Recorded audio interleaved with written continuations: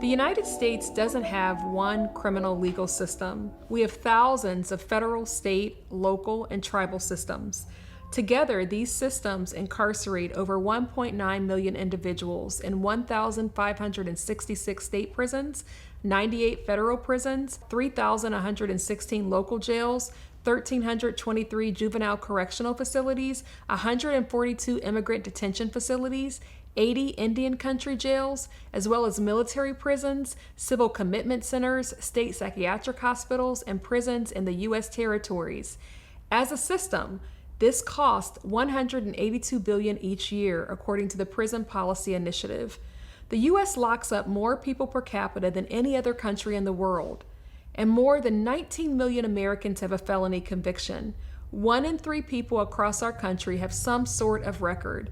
Chances are you or someone you know is system impacted. It could be a loved one, a child, a spouse, a partner, a sibling, an aunt, an uncle. It could be you. But what happens once a person has a felony conviction? In the United States, they are often thrown away. The felony label means the person is likely to experience, as my client Maria Montanez described, forever punishment.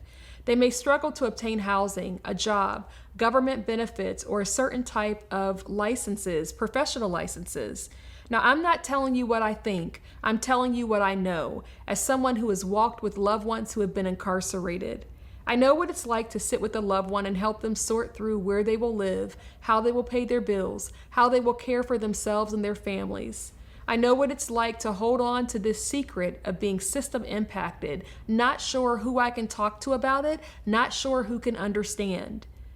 Today, I am delighted to have a conversation with Desmond Meade. Now, if you don't know who Desmond Meade is, you should.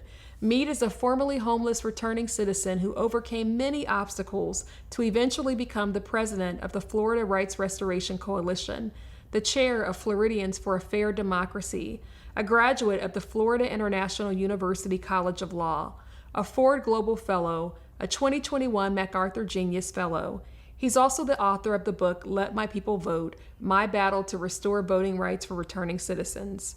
Remarkably, under Meade's leadership, his organization, the Florida Rights Restoration Coalition, was nominated for a Nobel Peace Prize in 2023. Of all his titles, and he has many, I describe him simply as a light carrier and a truth seeker and truth speaker. He was also one of the first individuals who created space for me to be honest about my experience being system impacted, while also encouraging me to remember and to pursue my God-given calling. But he's not just done this for me, he's done it for millions of people. In 2018, he led a citizens initiative to restore voting rights for 1.4 million Floridians. When the governor of the state said that fines and fees needed to be repaid in order for a person to vote, Meade and the Florida Rights Restoration Coalition raised over $30 million to cover those fines and fees for countless individuals. Now, for the next hour, I'm going to chat with Desmond about what it means to have a felony, about usage of the F word during this presidential election, and about where we go from here.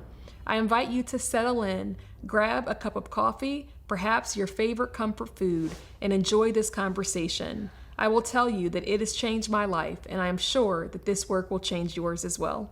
Desmond, it's so nice to see you and to be with you. Thank you so much, Jennifer, for having me. You almost made me start crying. So I know your story, but for people who do not know you and they may not understand how you got here, what would you share?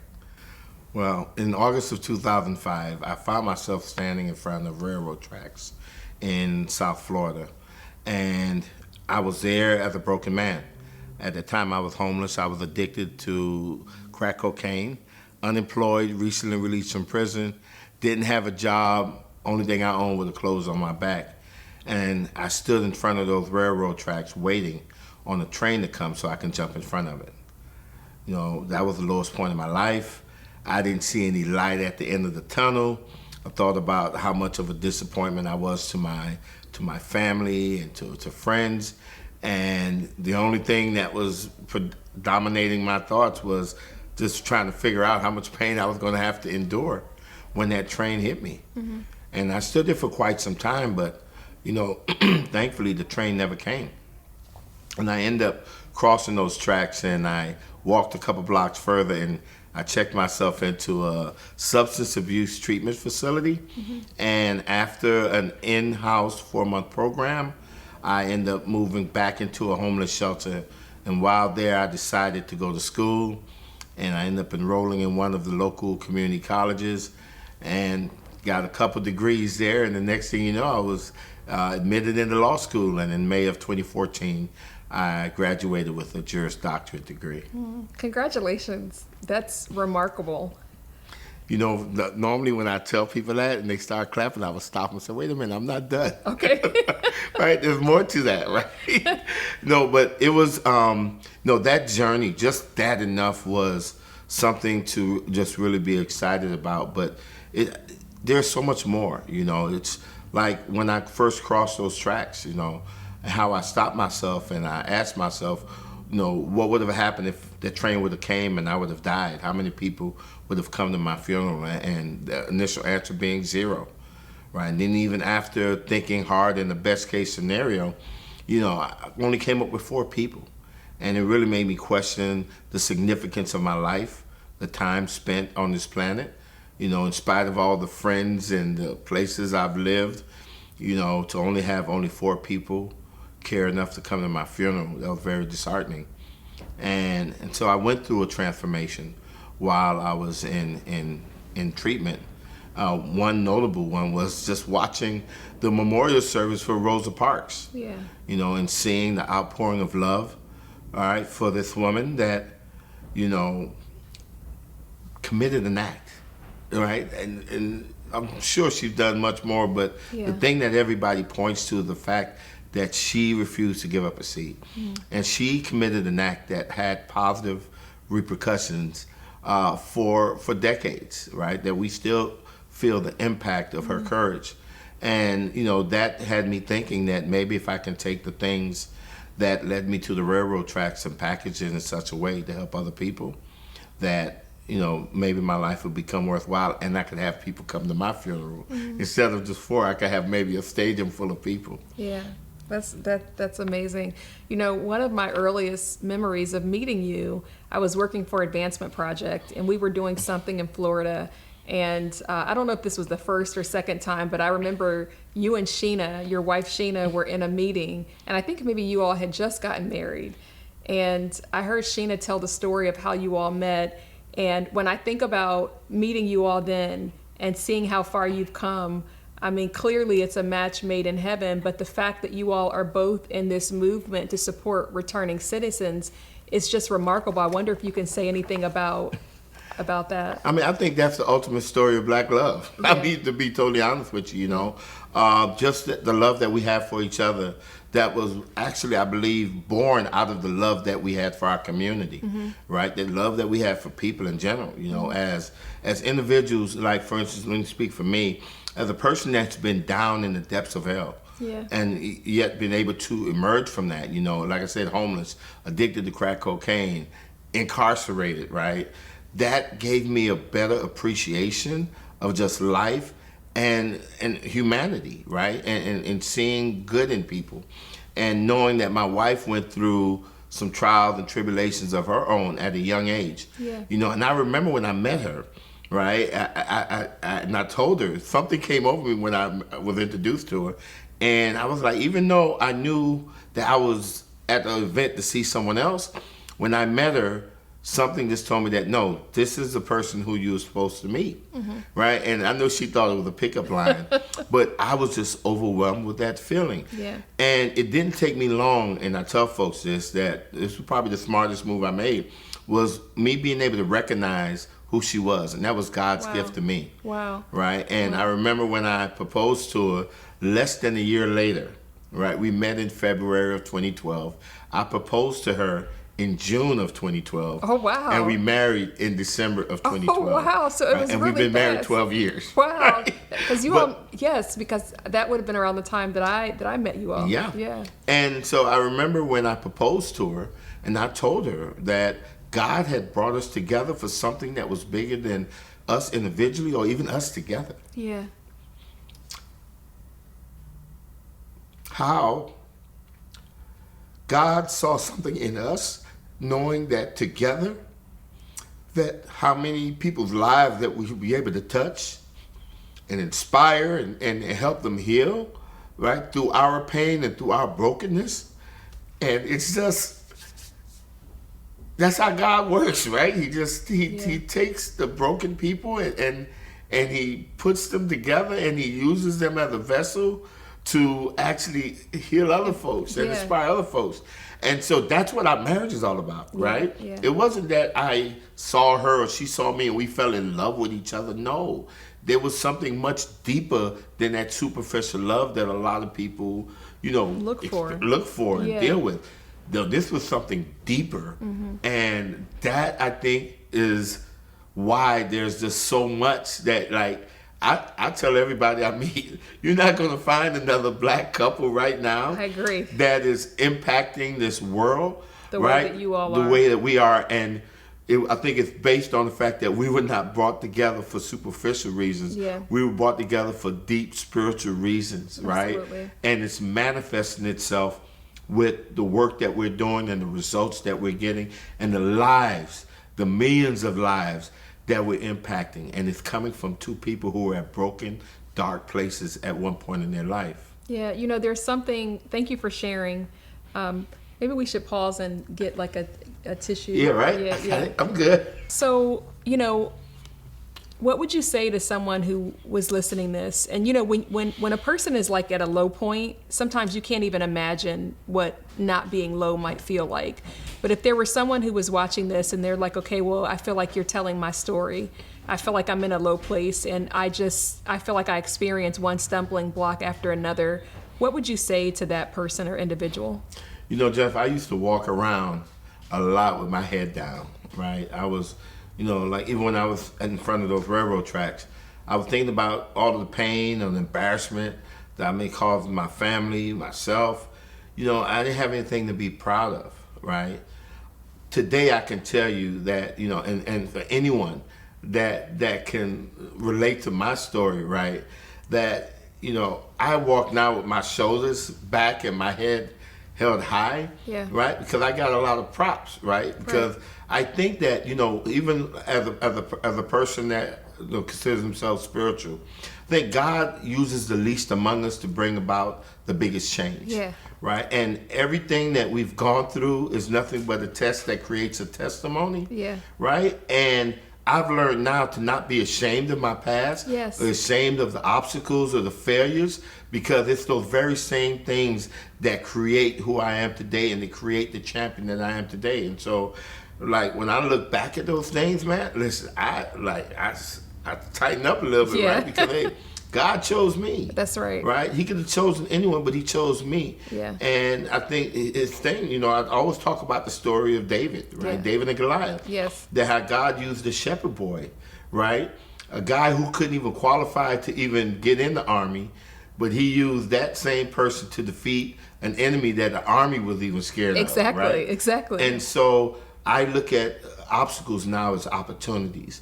And so anyone that's faced these obstacles, anyone that has fallen down on their face and have made mistakes and think that they can't overcome it, man, all they got to do is they have it right now in front of their face that no, these are opportunities for you to really just excel and to have an impact in your community, because all of the things that you've gone through, right, prepares you to be that greater servant. Mm-hmm.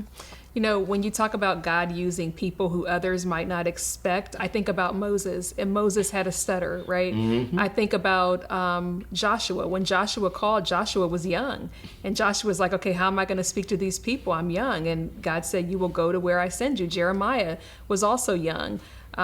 David, David had so many mistakes, but David kept pushing forward. So I definitely can relate to that. Even in your lowest moments or your hardest moments, you had a desire to help other people. And I'm wondering if you can talk a little bit about that. I remember you saying that you will also do random acts of kindness. And so I just wonder if you can talk a little bit about that. So listen, I'm going to be totally transparent, right? Okay. My desire to help other people, I think, was born out of a desire not to feel worthless. Okay. Right? Because when I had asked myself how many people would come to my funeral, right, and the number was 0, right? But then I turned around about a month or two later and seen Rosa Parks Memorial when she laid in state at Return of the Capitol, and seeing how many people came out to pay their respects. Yeah. I immediately wanted to have a funeral like hers. Yeah.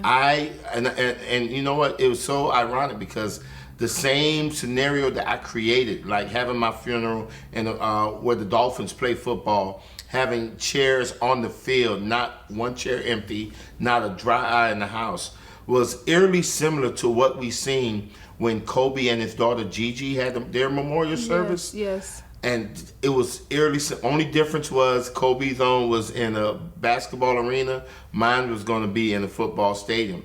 And so that was the original motivation, to not feel as if I was insignificant, to not feel as if all the time I spent on this planet was wasted, right? But then what happened was that when I eventually did have an impact, right, and I figured, you know, the best way that I could do it, because I, you know, at first when I was like, well, what type of person could command that type of audience at their funeral, I only landed on a movie star or athlete, right? And I was too old to be an athlete, and I didn't think I could be a movie star because the first person I thought about was Denzel Washington. Right. And, you know, I'm not an ugly guy, but I didn't think I was Denzel Washington type of handsome. I tell folks today, thank God I didn't think it was like Purnell, what's the name? Wesley Snipes, yes. Or what's the other guy name? That he plays Morris Chestnut? No, not Morris Chestnut. Okay. I got something better than Morris Chestnut. Pernell Whitaker. Okay. I think that's what it was, Pernell Whitaker. So people think Forrest Whitaker. That's who it was. Forrest Whitaker. Thank God I ain't thinking him, because I know I look way better than Let me Forrest tell you Whitaker. something. No, we're not going to have any Forrest Whitaker slander, because I'm telling you, right over here, yeah, that would be a blessing. I am better looking than Forrest Whitaker. Right? If I would have thought of him, I would have went the direction of trying to be a movie star. Okay. Right? Because I wanted the thing. But all I thought about was Denzel. Okay. I love Forrest Whitaker. My wife, like, she gives me a hard time about him. Yeah, we like because Forrest guess Whitaker. What? She said if there's ever a movie about you, Desmond, I want Forrest Whitaker is to play it. Going to be playing right, you. right. So you better treat him right. And I love his movies too as well. But no, I tell folks that, so I was easily discouraged from that. And the only thing I could come back to was me just, because Rosa Parks, she committed an act. And so I figured that if I could take all the pain, the suffering, low self-esteem that led me to the railroad tracks and package it in such a way to help others, then they can help others, and so on and so on. And that's how I get the big attendance at my funeral. And so the original motivation was getting people to come to my funeral. But let me tell you what happened. The first person that I realized I impacted, right? And it was while I was still in treatment, and we had a group discussion, and I said something, and at the end of the group discussion, this young man approached me and told me that something I said caused him to experience a paradigm shift, caused him to have hope. Wow. Right? And when he told me this, just for something erupted in me I had never, ever in my life felt. Yeah. And I tell people today that what I felt was a joy that I never knew existed, but it was a joy that I was chasing all my life. Yeah. And it was so simple. It was discovering God's purpose for my life. Yeah. And it was simple. In that moment. In that moment. Yeah. And it was a simple purpose, just to give back. No matter what title I have or don't have, no matter how little or how much money I have, no matter what I've gone through or haven't gone through, there's someone else that's always less fortunate. So that meant that there was always an opportunity for me to give back. And when I looked around at all the things that God created, what it did, it take a little and it gave a little. Yeah. And his purpose was that simple, to give back. And so once I discovered that, I realized I don't have to have the big funerals. I don't need 1,000 people at my funeral. Right. If I can change one life, it's worth all it. the pain that I've gone through made it worthwhile. It's worth it, yeah. So I met my quota. Yeah. Right? But the problem and that was a long time ago. A long time ago. But the problem is it felt so good, I got addicted to it. You know how it's nice being nice. Yes. Right? And I fell and in it feels love good. with loving other people. I fell in love with waking up every day, right, and trying to figure out what can I do to make someone else's life a little bit better. And it was never been, what can I do to make Desmond's life better, right? And I found, that's another thing I found, that when you take care of God's business, he takes care of yours. Absolutely. And he does a much better job Absolutely. than you could ever do. Yeah. And so I've seen, I've experienced it for these past 10, 15 years, that when you concentrate on doing God's work, when you concentrate on improving, fighting to improve other people's lives, man, your life is just naturally going to take a course of its own that is going to take you places you never imagined. Yeah. How could I imagine that I've been one of the 100 most influential in the world? How could I even Nobel dream Peace Prize. a Nobel Peace Prize nomination? Yeah. Come on. There is no. If somebody would have told me that when I was standing in front of railroad tracks, What would you have waiting said? on it, Yeah. I would have told them to take me to that dope that they smoking, because that's some good stuff they have. Because there's no way you could tell somebody who have a record a mile long is addicted to crack and about to jump in front of a train, that in a few years he's going to experience that. That's impossible. You know, you've had, from the outside, it looks like a meteoric rise, like just continued to go up. And, you know, you and the Florida Rights Restoration Coalition led a citizens' amendment to restore voting rights for 1.4 million Floridians. 1.4. And I just have to ask you, how did you do that? Well, let's say this. That's way more than the quota, right? Right, the one life, yeah. But yeah, that 1.4, it was amazing. I think when people ask me, though, how I do it, I think the easiest answer, and for me, I think it's the best answer, we did it through love.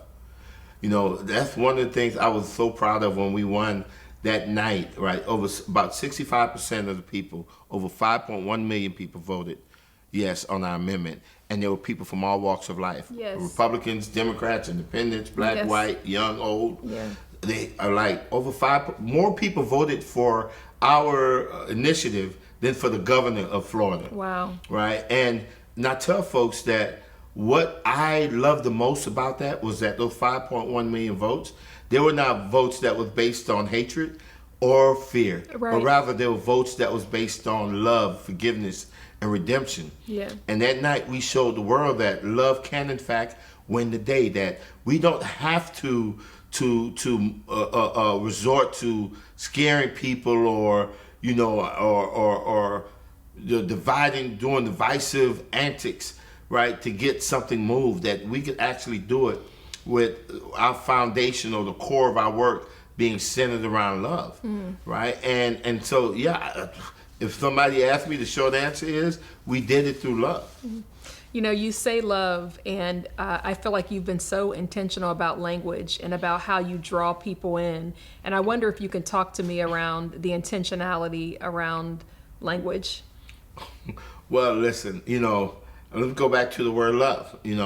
I was telling some folks, the other day that how, all the experts said that there was no way that we should even engage, attempt to pass an initiative such like that, because it was very divisive. Right. It's divisive today. And did you try 3 times before it passed? Other folks did. Okay. Other folks, all of the experts tried, Right. with all the money and the expertise, they tried it, but no, just simple old folks, some regular, everyday guys and gals, we came together and we did it grassroots style. Wow. And so, but the thing was that it was a divisive subject in a very divisive state, in a very volatile political climate.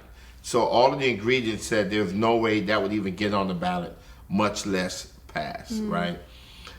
One of the things that we did that I think was key was that we elevated it above partisan politics. And Yes. when you talk about intentionality with the language, well, one of the things that we were very intentional about was even with the word love, right? We were like, when we went to talk to people, I don't care what part of the state we went, our message was the same. Yeah. And we asked a very simple question. And we would look someone in the eye like I'm looking at you in the eye right now. Yeah. And I'll ask the question, do you know anyone who you love who's ever made a mistake? Wow. And that right there took the whole campaign to a totally different level. It was no longer about politics. It was no longer about race. It was about somebody who you loved or cared about that made a mistake and whether or not they deserve a second chance. Brian Stevenson has this saying that no one should be remembered by their worst mistake, or your worst mistake doesn't define you. And I find that is so freeing, because all of us, if we look at our lives, we can point to several things that we've done, and we don't want to be defined by that. You're right. And so a lot of us haven't got caught yet. That's Right. all that is, you know. And I think it's so important to make people personalize this thing rather than, you know, I think it's John A. Powell that talks about the othering and belonging. Yes. As long as it's those other people, then we can be indifferent to it. Absolutely. But when it's us and when it's our family members, our friends, right, it takes on a different perspective. And so we were very intentional with how we were engaging in conversation. Even today when I'm talking about how people use the F word, right? Yeah, and what is the F word for our audience who may not know? What's the F word? FELON. Okay, that word. Right? Okay. That word right there. Okay. Right. I want to treat the F word like the N word. Exactly. Okay? Yeah. But when people use that, it just, I think it does two things. It dehumanizes an individual, and it also desensitizes people as to that person's humanity. Yeah. And we don't have the level of empathy that's needed, and we don't demand, right, a more robust conversation about individuals who've been impacted by the criminal justice system, and then we rob ourselves of the very same thing that we claim that we want, right? It's something as simple as, you know, people say that they want increased public safety. They want to feel safer, right? But then you push people away. But then at the same point, when you think about it, 95% of people who are incarcerated, they're getting released back into our community. And so if they can't get a job, if they can't get housing, if they can't get education, Can't take care of if they're their not family. welcome back into the society, if they can't take care of their family, what do you think they may lean towards doing? Right. Right, the very same thing that we say we don't want. Right. But yet we create obstacles, or we're indifferent to the obstacles that these people are facing, right? Simply because you hear the F word. Right. And so you think about those people. But if you think about your loved one who made a mistake, you will want your son, you will want your husband to be able to Absolutely. to have a job. You will want them to be able to vote. You will want them to be able to buy a home or rent a home. You will want these things for someone that you love. Right. And so the F word kind of like dehumanizes people, and it causes us not to realize that we're hurting ourselves when we allow these archaic policies to remain in place, such as felon disenfranchisement, or when we turn a blind eye to what our politicians are saying and not necessarily doing. So let's talk about that, because we're in the midst of a presidential election cycle. And, you know, the other day I saw on Twitter several people, I won't name them, who were saying that this race is about a prosecutor versus a convicted F word. Why is that problematic? Well, first of all, it's problematic because of who it's coming from, right? Because not too long ago, these were the same persons that was supposedly on the side of justice reform and on the side of humanizing people who have felony convictions. And so, you know, it kind of reminds me of, you know, the white friend that you have that you've been real cool with, and one day another black person pisses them off and they call them the N-word. Yeah, you're it makes you take a pause. Like, now what happened? Right. Yeah, like, yeah. I wonder, do you think that about me Right, too? right. When I make you upset, yeah. You know, are you showing your true colors now? Yeah. And so it was a disappointment just to see the ease in which a person would use those words. And then I also think that, you know, it speaks to the bigger problem, right, of our country, that have allowed our country to get to a point to where we are right now. You know, where, I mean, at the end of the day, I mean, prior to, you know, President Biden backing out, I mean, we basically had to choose between President Biden and former President Trump. And to think that, you know, out of all the people that we have in this country, that those were actually the two best that this country could come up with to run this country, I don't think so. And I think we've gotten to this point because of the labels. We got to this point because of the politicization of so much things that should not even be politicized. And I feel like partisan politics and even the rhetoric in politics, if we're not careful, it can cause us to dehumanize the other person. Most definitely. I mean, if you could listen, we have been advocating for so long about, how do we humanize people who've made mistakes, right? How do we humanize people who have been impacted by the justice system, right? And allow them and help them successfully reintegrate back into community. But how do we see the person in that individual first, right? And to see that a former president, whether you like his politics or not, this gentleman, former President Trump, was the president of the United States, and to have him just be reduced to just a plain F word, right? That is concerning, right? Because what does that say for everybody else, for the millions and millions of what hope for yeah. Why should anyone be forced to wear that scarlet letter of shame for the rest of their lives? You did an interview with Kelly Clarkson, and you told her that it was important that we have people who love us and see our potential even when we can't see it ourselves. Can you elaborate a little bit on that? Yeah, I remember that interview well, and I think I might have even talked about it in my book when I talked about how going to a homeless shelter, right? Like I said, at one point I'm walking with my head down. I didn't see the value in me. I didn't see what, I offered. What did I bring to this world? And I didn't love myself. I mean, I'm trying to hurt myself with my drug addiction, and doing destructive, things or having destructive behavior. But there were some people at that homeless shelter that saw something in me.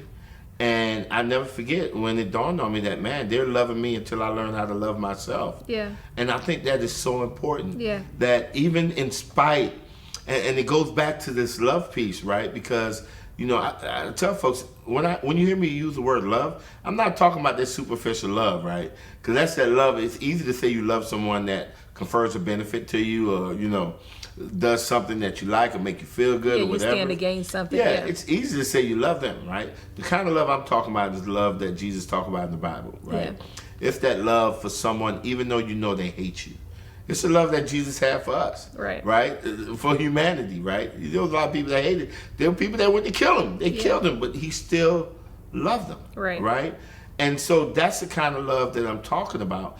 And with that kind of love, right, even if someone does not love you back, or even if someone that hates you because of the color of your skin or your politics, having love for them, right, will still win them over in some form or fashion, right? And you're loving someone until they learn how to love themselves, because that hatred that people may have because of the color of your skin, that's coming from something internal. Right. That's not coming from something that you did. And so you can't repay that hatred with hatred, right? Because then you end up just perpetuating that same hatred that you claim you don't like. And so we defeat that, and Martin Luther King talked about that. Sure. You can't drive out darkness with darkness. Yeah, only light can do that. There you go. And so you defeat these things with love. What would you say to, there are people who say, okay, that sounds good, but there are exceptions. Like, I hear what you're saying about the F word, but we're talking about President Trump. If anyone deserves it, it's him. Why can't I refer to him that way? What would you say? I would totally disagree. I mean, when we pick and choose who to love, at the end of the day, as a person of faith, this is what I know, right? That President Trump, right, no matter how much a person may despise him, guess what? He's still a child of God. He's still a child of God. And one thing I learned in recovery that I thought was so beautiful is that they tell you to hate the disease, not the person. Yeah. Right? And so I could sit right here in front of you right now and say that I love Donald Trump, right? I love my governor, Ron DeSantis. I don't approve of what they do. I may not approve of some of their policies or whatever, right? Or the things that they do or the way that they think. But as a human being, right, I have to love them, right? And that's where I get my strength, right? Now, I don't have to vote for them. Right. I don't have to agree with everything that they do. But you know what? If that person, any one of them, was to fall down and need help, I would not just keep walking by. I just wouldn't. Mm-hmm. And I think what we have inside of each and every one of us, is that deep inside when we peel away all the layers, I think what's at our core is a connectivity along the lines of humanity to where we will help, like we would put our own lives at risk to save someone who we don't even know. Right. A complete stranger. And we've seen it time and time again. Yeah, sometimes when the nation is in like moments of crisis, you see people coming together. They come together. Those are beautiful moments. And it's like, wow. And it sometimes it will surprise you. It'll just throw you off guard. You're like, wow, that was just so kind. Because that is the exception. And what I believe is that can become the norm. Right, I think go back to our childhood days, to those pure days, man, where children could get along with each other and play with each other, and not have those labels just cause this division. I do believe that, and speaking to even the term prosecutor versus F word, I do believe that politicians use these taglines and hashtags, right, to take the attention off of them. Right, and put it on other people to keep us separated. Yeah, that's what I just believe that, right? Because at the end of the day, what a politician is responsible for is the substance of it. I want to know what you've done, right? I don't point to the other guy and say how bad he is, or point to other people and say how bad they are, right? And create this atmosphere to where now we're walking down the street and we're getting mad at somebody that's white because we think that they're on the other side or whatever, when we could be so far from the truth. But these politicians create a tension in our communities that is I would think unnecessary, right? And so I was disappointed with that, and I think that that's one of the tactics that's used to create more division. And it prevents us from tapping into what we have at our core, and that's a love for another human being's life, right? And we see it, natural disasters and moments of crisis. Nobody, when their house is burning down, is going to stop the firefighter to see what their voter identification card is. I want to know if you're a registered Republican or Democrat. Right. Or I want to know if you support this. Nobody is not going to stop and ask any of those questions. Right. It's just going to be help me. There you go. What they're going to do is they're going to want that help, and they're going to welcome that help. Now, for people who may say, okay, I hear what you're saying, it makes sense, but what about my safety? Like, shouldn't I be able to, don't I have a right to know who's around me to keep me safe? What would you say to people who are concerned about, let's say, this perception of rising crime?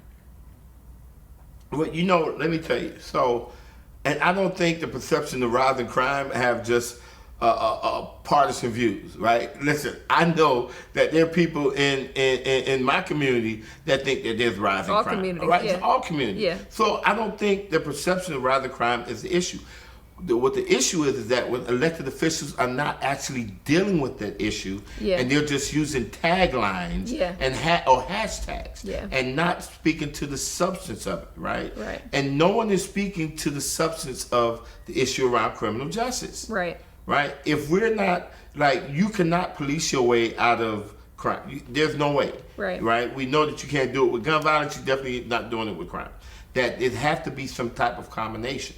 It has to be a public aspect to this. It has to be a community-based organization aspect to it. Right, and you have to have a social aspect to it, addressing those needs of individuals, whether the underlying root causes or the provocateurs of crime. And then you also got to look at what happens after a person gets out. And that's one of the things that, we talk about, is that if you're not letting a person get a job, I think one of the stats that I use is that the National Realtor Associations talk about how every time a person buys a home, it pumps in $122,000 into the local economy. Wow. I'm thinking about the arguments that a person might have to want to use the F word designation. What would you say to someone who says, listen, I deserve to know who's living next to me? I'm concerned about, crime, it feels like crime is rising. I'm concerned about that. I deserve to know. So why is that label so bad? Why isn't it just an indicator? What do you? The F word doesn't give you any indication whatsoever what that individual has done. Okay. All right. In the state of Florida, for instance, right, a person can get a felony conviction and lose their civil rights for life for releasing helium-filled balloons in the air, for catching a lobster whose tail is too short, for driving with a suspended license too many times, for trespassing on the construction property. Yeah. Right? There's a whole host of reasons. Yeah, the whole host of reasons that people get felony convictions. Mm-hmm. And so to just use the F word, just blanket like that, this serves no purpose other than it is a dehumanizing tactic. Yeah. It doesn't inform you of anything, right? And so there are ways to find out what's around you. Like, for instance, with the sex registry and stuff like that, it's natural concern of any parent to want to know if there's any sexual predators in the community, whatever. It's natural, even with, let's say it's getting jobs. No one says that, you cannot, you should not be able to know a person's history. What we're saying, right, especially when we had like the Ban the Box campaign, is that you should not just rule a person out immediately just because they have a felony conviction. Yeah, and I'll tell you, it made no sense. It makes no sense. And I've sat with a loved one when they applied and they were really qualified and they were looking forward, only for them to maybe work a couple days and then get that call, we have to let you go. I just feel like I don't know how that is helping the company. I don't know how it's helping the community. It's not helping anyone. Yeah. Because, a person once said, a hungry lion is going to eat. Right. And it is in our best interest. It is in the community's best interest that when the 95% of people who are going to be released get released back into our communities, that they be given the opportunity to successfully reintegrate back into the community. Right. And become law-abiding, tax-paying, contributing members to society. If I am able to get employment or to get education to where I can get a real good paying job, yes, housing, guess what? I could pay my fair share of taxes, right, and the tax burden on you is lessened. If I'm able to buy a house, listen, in Florida, there's over 6 million people in Florida that have a history, right? Let me tell you, even if just a third of those people were able to purchase a home in Florida, that's over $500 billion wow, that would be pumped into Florida's economy. Wow. $500 billion. Just that. The country loses billions upon billions of dollars, right, each day of lost earnings, right, because of barriers, unnecessary barriers, wow, that is placed in front of folks. And so now we have a presidential candidate with let's do it. He could very likely become president of the United States, moving into the White House. But yet people with felony convictions can't get house. Safe and affordable housing. Right. He's going to have the most important job with the access to the most sensitive information. And guess what? If he can have a job doing that, then why should we have all these barriers for employment for people with felony convictions? And then, of course, if he can become president of the United States, then why should there be any barrier for anyone with a felony conviction to being able to vote? Right. Right? When all of these things are shown to help reduce the recidivism rate, to help increase public safety. So you talk about public safety. Yeah. These are the things that promote public safety. It's not listen, putting people in jail, locking people up, putting people in jail is not fighting crime. It's reacting to crime. Right. Right? When you want to fight crime, you prevent it. The best way is to prevent it from happening in the first place. Right. And so if you want to prevent crime from happening, then you have to focus on the things that lead to criminal behavior, right, and address those issues and prevent it from reoccurring. Yeah. So by getting more police and building more prisons, that's not fighting crime. That's reacting to crime. But the public has been accepting that as crime fighting is making them more safe. No, you're not more safe because the act has already happened. Right. Right. Years ago in Columbus, where I grew up, there was a program, and it was called the Jobs Training Act program. It was through federal legislation, and they would send money to different localities, and they would put at-risk youth or youth from low-income communities to work. And so you just show up, they tell you where you were going to go, and you got a paycheck. So I started working at 14. Every summer, it wasn't money that my mom or my dad had to give me. I had a way to work. So I was gaining work skills. I was in a professional office environment, and then I also had a little money. That program does not exist. And I just wonder, I know the difference it made in my life and my siblings' life when you have a little bit of money in your pocket. And I just wonder, with the absence of programs like that, what are young people to do? Yeah. You know? That's what happens when we're being governed by hashtags Yeah. and taglines Yeah. instead of substantive conversations around policy, right? And then when we feed these hashtags, like I want to go back to it, prosecutor versus convict, when we feed these kind of hashtags to the public, then that's what the public just follow right behind that, and they don't even realize that they're missing out on some even more substantive conversation that are addressing the very same things we need, the very same things that we're crying for, whether it's in the economy, whether it's public safety, right, whether it's around education, right, the very same things that we as a people will want. We're not making folks address that. And the biggest elephant in the room is the fact that there are millions upon millions upon millions of people who are just as impacted that actually plays a role in impacting those things for the better. Thank you for that. So when you wake up every day and you set about to do the work that you're doing, who do you have in mind? Like who do you want to be the beneficiaries of your work? Everyone. You know, there's an adage that says a chain is only as strong as its weakest link, right? And you could have a chain with 4 or 5 links, and 4 out of the 5 links could hold a ton of peace, but you have that one link that could only hold 50 pounds. That chain is only going to be able to hold 50 pounds. Yeah. And even if you reinforce those 4 links Doesn't to matter. where they can hold 20 tons, Yeah, that's a you're great still analogy. going to be able to hold 50 pounds. That's it. And just like a chain is only as strong as its weakest link, our society could only be as great as those people in our society that have been most weakened by systems of oppression, discrimination, and narratives that say that some lives are just more valuable than others. If we truly want to be a great nation or community or great state, then the only way that happens is that we have got to empower those in our state or in our communities that have been most weakened.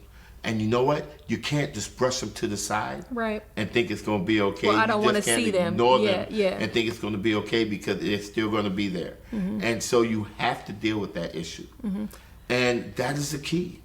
And so when people, you know, they were asking, well, who you fighting for? You know, people with felony convictions. It would seem so, right? But the reality is that the ultimate benefactor of the work that we're doing is society as a whole, right? I think that's one of the reasons why we were nominated, right, for the Nobel Peace Prize, right? Because it wasn't just limited there. It was thinking about, you know what? I want society to be a better place. And so therefore, I'm going to focus my energy on strengthening the weakest link. And I think that there's no other group of people, right, that have been most weakened by various systems than people who've been impacted by a justice system. Because we face barriers to economic mobility, we face barriers to access to democracy, and that narrative that want to call us the F word and dehumanize us and have people feel that we're not worthy of being treated with dignity and respect. We're not worthy of having access to jobs. We're not worthy of having access to the ballot box. We're not worthy, right, of running for office or whatever. Those are the very same people that if we strengthen, rising tide will lift all boats. So I'm fighting for everyone. Thank you. And is there anything that I didn't ask you today that you want to convey? Oh, Jesus. I don't know. Okay. I don't know. What do I want to convey, Kim? Oh, goodness. Put you on the spot there, huh? Yeah, I know. Listen. Okay. Nah, I think we kind of covered it. Okay. And if people want to stay connected with you, how do they find you? Oh, shoot. They get, I'm on social media platforms at Desmond Meade, Okay. whether it's Instagram or LinkedIn or what, Twitter. What they call it? They don't call It's it X. Twitter. It's X now. Yeah, it's Yeah. X. Yeah. You know, in closing, I will say this. When I was a kid, and I don't know if there's truth to this, but I was told that, you know, when you get to heaven, you get a crown, and there's jewels in the crown based on the number of lives that you've saved and the number of people that you've helped. Now, I'm not going to say that God just told me, but I imagine that when you get to heaven, you're going to have a huge crown. Bedazzled. And it's going to be bedazzled. Oh, I mean, Jesus. you're going to be iced out. And so I just want to say thank you for your work and for your life and for your generosity of spirit. But let me tell you. So I'm tell you about that story. Okay. What I've learned is that I'm probably going to be more happiest on the way to heaven. And what I mean by that is it's the journey, right? That after I get that, yeah, that's fine and dandy. But where I'm getting the most joy is actually engaging in that work and just hearing the stories and seeing how that plays out, right?